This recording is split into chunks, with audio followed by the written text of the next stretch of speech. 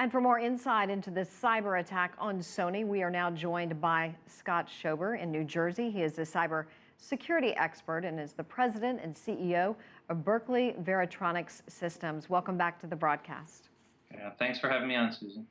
So you just heard our report previously. The DPRK says it's not behind the attack. The U.S. believes it is responsible. Will we ever know for sure? We'll probably not know 100% for sure, and both sides are going to hold pretty tight to what they're saying. But things will slowly come out. The malware that was a destructive nature malware that was used is used by many different hackers, and it can be modified slightly, so you really can't trace its origin. And that's going to be very difficult for somebody to say conclusively, even cybersecurity experts to conclusively say this is where it originated. So it can be challenging. Now, that being said, the internet traffic is really routed through China between the servers and all the different connections for the network. So China comes into play to some degree with this. And so when things are taken down, such as when North Korea's communications went down on the network, it could be seen some degree through China. So there's certainly some concern there because China and North Korea there are allies. And that's why I think President Obama reached out to China early on to this to get some help here in determining who's the culprit behind some of these hacks with Sony. What can other companies out there do to ensure that this doesn't happen to them, that it's not a repeat? Yeah, a great point there. Well, keep in mind, this is a very different type of warfare. This is a cyber war.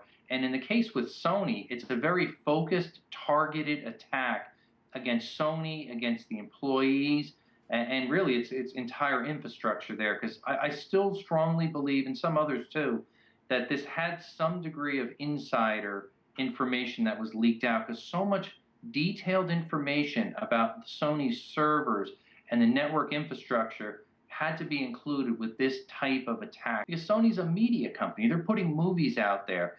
They've got actors and actresses and things very closely tied to their intellectual property. So your traditional company does probably not have the same concerns, but they still should have best practices in place.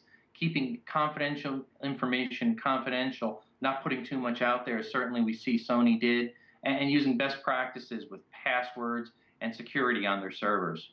Scott, Xbox and Sony are back up and running after they were hacked. As you know, a hacking group called Lizard Squad says they're behind it. The name is the same one used by a group of hackers that targeted Sony in the past. How can we verify this? Well, certainly it was an interesting spin on that. And Lizard Squad is claiming, and they put out a lot of tweets and a lot of information. And there was an interview earlier today, too, that somebody was taking claim from Lizard Squad.